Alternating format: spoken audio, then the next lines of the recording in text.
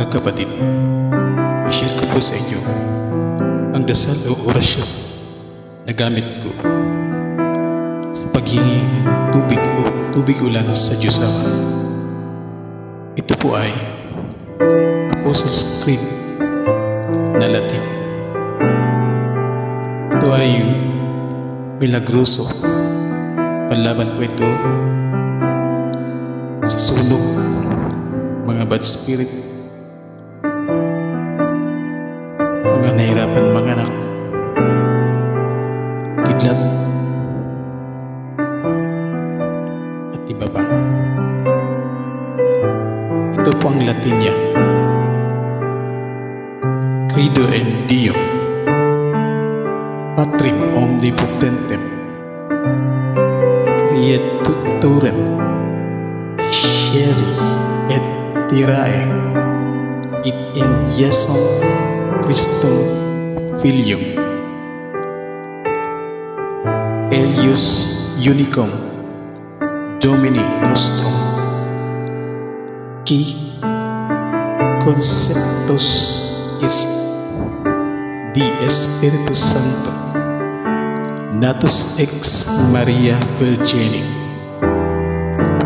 passus sub Pontio Pilato, crucifixus, mortuus et sepultus,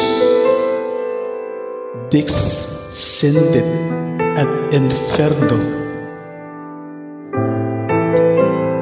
tertiam die resurrexit, mortuis ascendit, ad cielos sidit ad dexteram Dei Patres omnipotentes indi